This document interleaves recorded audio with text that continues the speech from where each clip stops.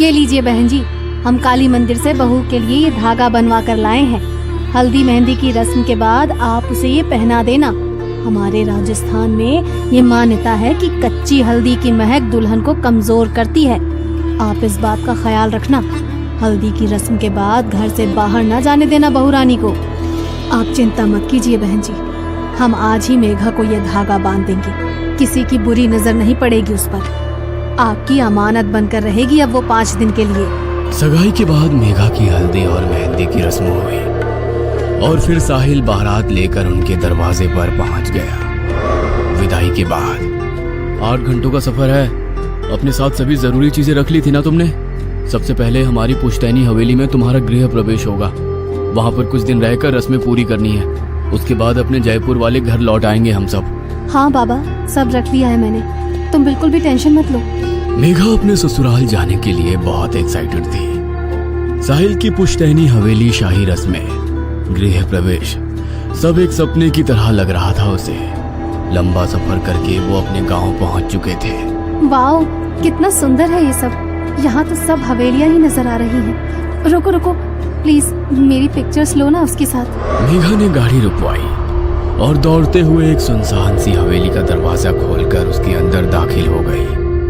मेघा के उस सुनसान हवेली के आंगन में पैर रखते ही पीपल के पेड़ पर बैठे सैकड़ों चमगादड़ एक साथ आसमान की ओर उड़ गए और बाहर आंगन में लगा झूला एकाएक खुद से ही हिलना शुरू हो गया। क्या करती हो तुम?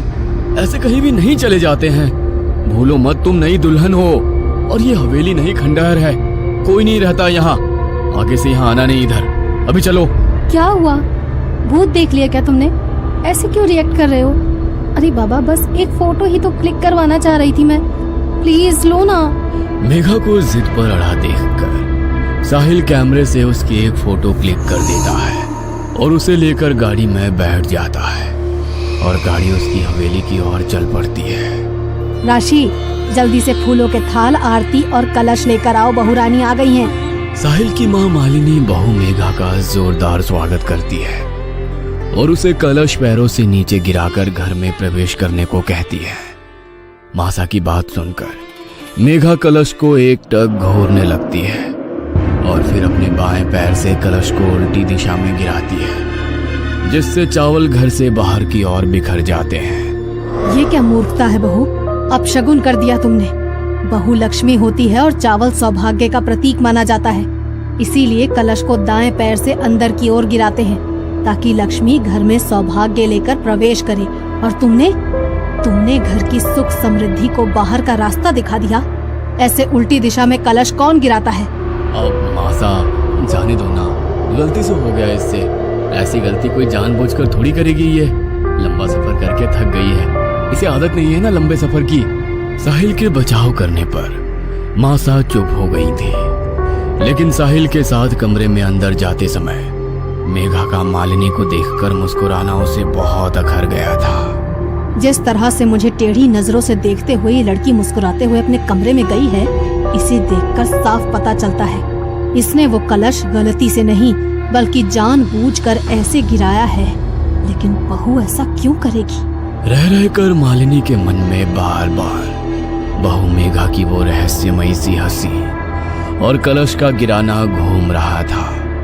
अगले दिन सुबह, साहिल, तुम जाओ, जाकर पंडित जी को लेकर आओ, कुछ रस्में करानी है और बहू को कहना जल्दी से तैयार हो जाए। साहिल मेघा को तैयार होने के लिए कहकर पंडित जी को बुलाने चला जाता है। अरे मैंने साहिल से कहा था कि बहू को जल्दी तैयार होने को कहो, और यहाँ 2 घंटे बीतने जा रहे हैं लेकिन बहू अभी तक कमरे से बाहर नहीं आई। मालिनी बहू के कमरे के दरवाजे पर पहुंचकर ठिठक जाती है।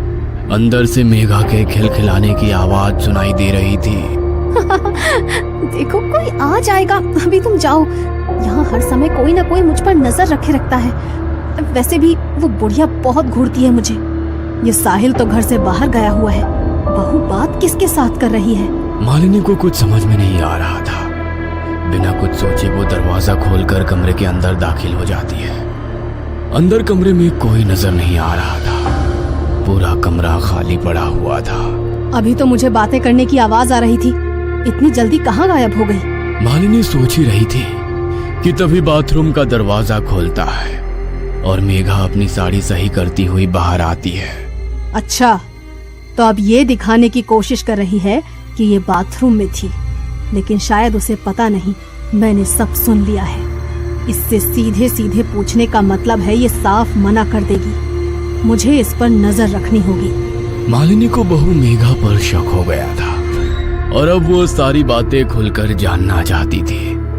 कुछ ही देर में रस्में शुरू हो गई और सभी गृह प्रवेश की रस्मों में व्यस्त हो गए। अगले दिन, मेघा, ये कैसी महक है हमारे कमरे में? मुझे तो सांस लेने में भी मुश्किल हो रही है। सर भारी हो रहा है, लगता है अभी उल्टी हो जाएगी। अच्छा, मुझे तो ऐसा कुछ भी महसूस नहीं हो रहा। साहिल ने देखा कि मेघा के हाव भाव कुछ बदले बदले से नजर आ रहे हैं। वो बात कहते हुए एक बार भी साहिल को आंखों से नहीं देख रही थी। उसके चेहरे पर एक अजीब सी मुस्कान थी और वो लगातार अपनी लटों को उंगली में फंसाकर खुद में खोए हुए गुनगुना रही थी। मेघा, मेघा, कहाँ खोई हुई हो? साहिल के जोर से पुकारने पर मानो मेघा होश में आ गई थी। अब कुछ हुआ क्या अभी?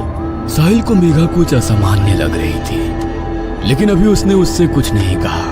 कुछ नहीं, एक कप चाय बना दोगी प्लीज?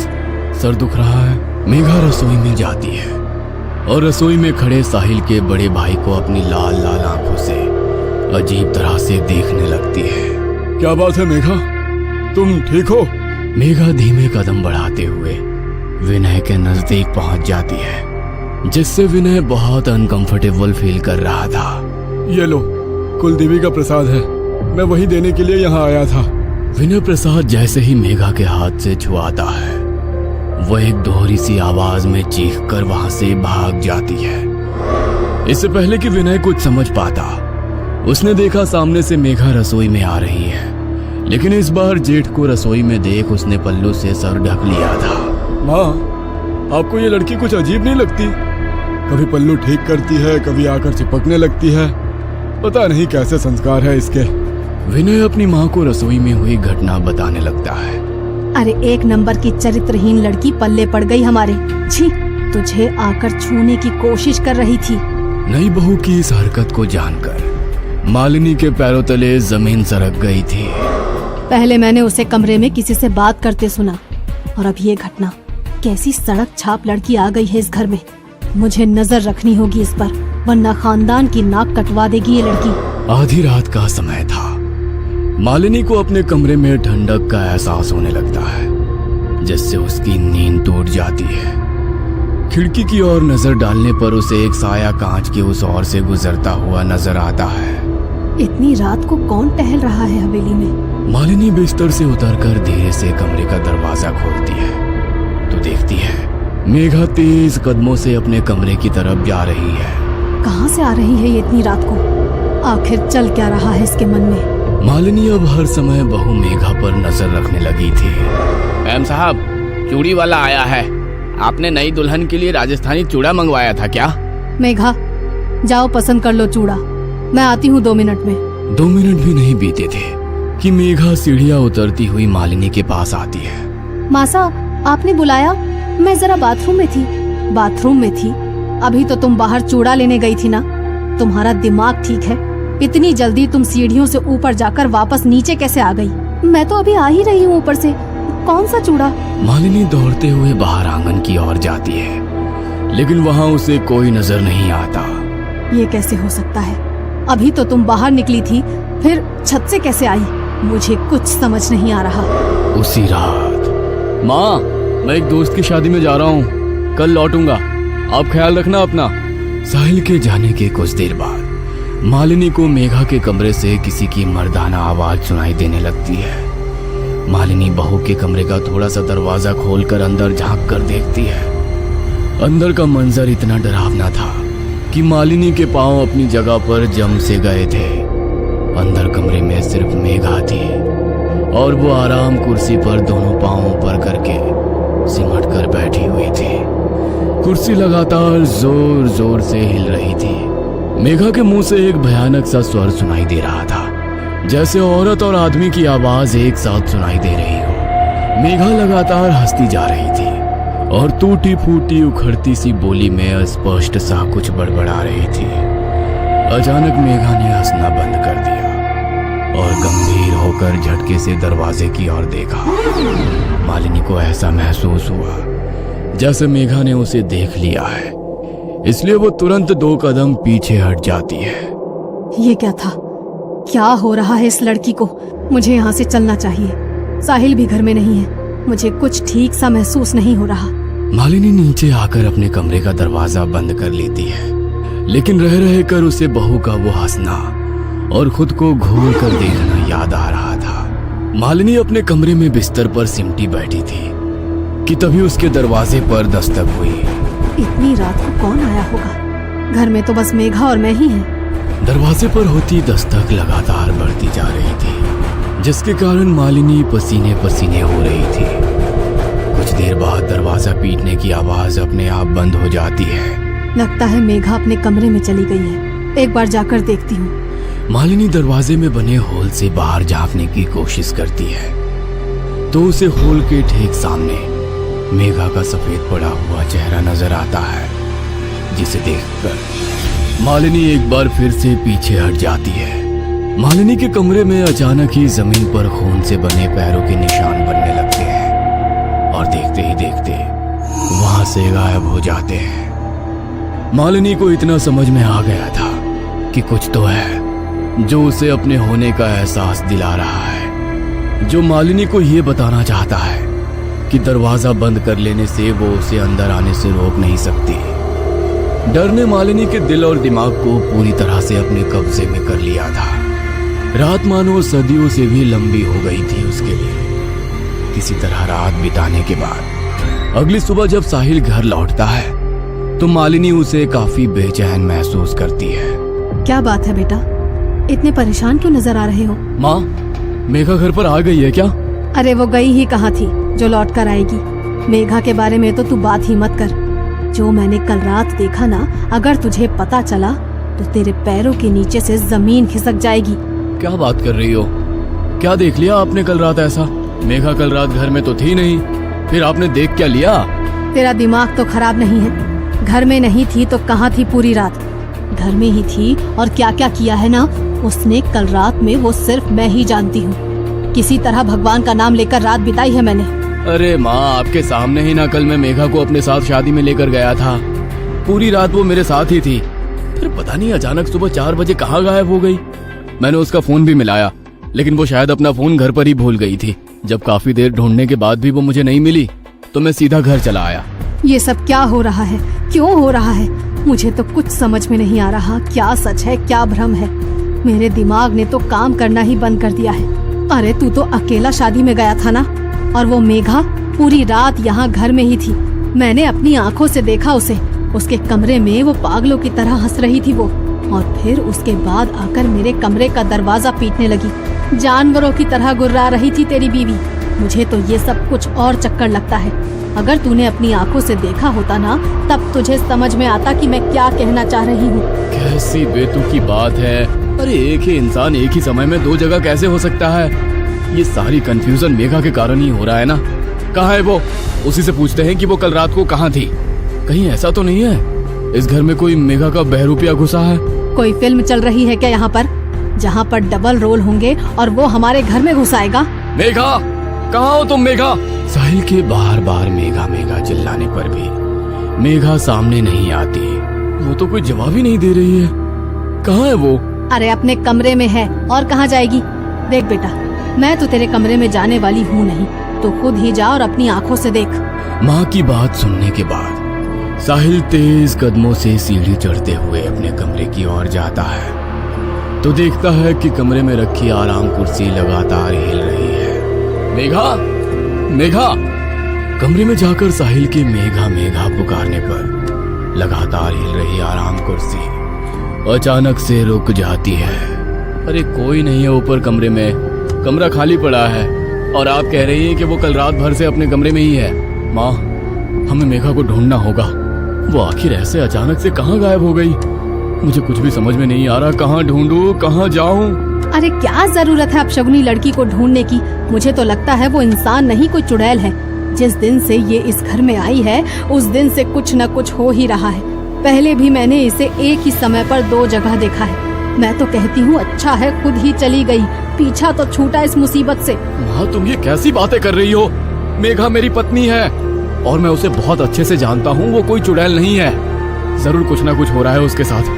मैं जा रहा हूँ पुलिस में रिपोर्ट लिखवाने, कहीं मेघा के साथ कुछ अनहोनी ना हो जाए। अरे पुलिस में रिपोर्ट लिखवाने से कुछ नहीं होगा। मेरे साथ पहाड़ी वाले बाबा के पास चलो, अब वही कोई उपाय बताएंगे। मुझे तो ये कुछ और ही चक्कर लग रहा है। मालिनी और साहिल पहाड़ी वाले बाबा के पास जाते हैं और उन्हें सारी समस्या सुनाते हैं। बाबा आंख बंद करके कुछ देर साधना में लीन हो जाते हैं। कुछ देर बाद, तुम्हारी बहू के पास समय बहुत कम है। कल अमावस्या की रात है। अमावस की रात काली शक्तियों की ताकत सबसे ज्यादा होती है और तेरी बहू जिस शक्ति के प्रभाव में है ना, वो तो वैसे भी बहुत ताकतवर है। लेकिन बाबा मेरी पत्नी तो लापता है, उसका तो कहीं पता ही नहीं चल रहा है। मैं करूं तो क्या करूं? ठीक है, चलो मेरे साथ। साहिल और मालिनी के साथ बाबा उनकी हवेली पर पहुंचते हैं और हवेली के अंदर आने के बाद कुछ देर तक वहां बैठकर मंत्र साधना करते हैं। तुम्हारी पत्नी यहाँ कहीं आस पास नहीं है, लेकिन कहाँ है यह जानने के लिए मुझे अपनी तंत्र शक्ति का प्रयोग करना होगा। क्या तुम्हारे घर के आसपास कोई ऐसा निर्जर घर है जहाँ कोई आता जाता ना हो? हाँ बाबा, याद आया। शादी के बाद जब मैं पहली बार मेघा को लेकर हवेली आ रहा था तो रास्ते में चौसर वाली हवेली पड़ी थी। मेरे मना करने के बाद भी मेघा ने हवेली के अंदर कदम रखा और एक फोटो खिंचवाई थी। मैं अभी आपको वो फोटो दिखाता हूँ। हड़बड़ी में साहिल अपना मोबाइल निकालता है और बाबा को वो फोटो दिखाने लगता है। फोटो में बाबा को मेघा के पीछे एक काली परछाई नजर आती है, जिसे देखकर साहिल, मालिनी और बाबा चौंक जाते हैं। अब तो आप लोग समझ ही गए होंगे ना कि पिछले कुछ दिनों से जो आपके घर में चल रहा था उसका कारण क्या था। कहाँ है वो हवेली? मुझे वहां लेकर चलिए, शायद आपके सारे प्रश्नों के उत्तर वहीं मिलेंगे। साहिल और मालिनी बाबा को उनके घर से कुछ कदमों की दूरी पर बने चौसर वाली हवेली में ले जाते हैं। पूरे गांव में ऐसी अफवाह थी कि हवेली में कुछ तो ऐसा है जिसके कारण वहां हर समय मनहूसियत पसरी रहती है। हवेली में रहने वाला परिवार बरसों पहले हवेली को वीरान छोड़कर यहाँ से पलायन कर गया था। बाबा, साहिल और मालिनी हवेली में पहुंचते हैं तो देखते हैं कि मेघा चौसर वाली हवेली में लगे झूले पर झूल रही है और लगातार हंसती ही जा रही है। जैसा मैंने सोचा था, इसका मतलब मेरा अंदाजा बिल्कुल सही था। आप लोग पीछे हट जाइए, मुझे पता है कि मुझे क्या करना है। बाबा नमो नारायण भगवते वासुदेवाय कहते हुए हवेली का दरवाजा खोलकर धीरे धीरे मेघा की ओर बढ़ने लगते हैं। साथ में लाए हुए सिंदूर से वो झूला झूल रही मेघा के चारों ओर एक घेरा बनाते हैं और फिर मंत्र पढ़ते हुए लगातार पानी की छींटें उसकी ओर मारने लगते हैं। बाबा के लगातार मंत्र पढ़ते जाने के कारण मेघा जमीन में बैठकर जोर जोर से चिल्ला रही थी। ये क्या हो रहा है मेरी मेघा को? बाबा, वो ठीक तो हो जाएगी ना? मुझे लग रहा है उसे बहुत तकलीफ हो रही है। बाबा इशारे से साहिल को पीछे रहने के लिए कहते हैं और लगातार मंत्रों का जाप करते रहते हैं। कुछ देर के बाद मेघा निहाल होकर जमीन में गिर गई थी।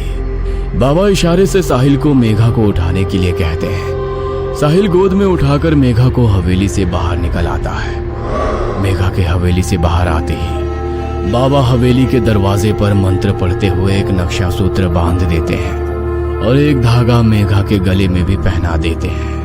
आपकी पत्नी अब खतरे से बाहर है, लेकिन ध्यान रहे, मेघा तो क्या, गांव की कोई भी महिला इस हवेली के आसपास ना आने पाए। जानना नहीं चाहोगे कि आखिर तुम्हारी पत्नी के साथ क्या हुआ था?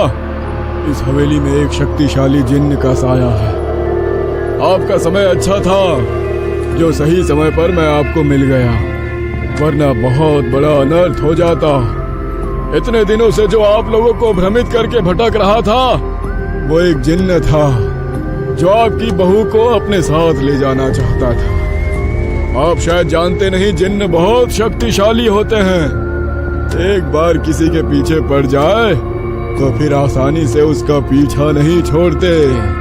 साहिल मेघा को लेकर अपने घर लौट आया था और इधर चौसर वाली हवेली में लगा झूला एक बार फिर से हिलने लगा था।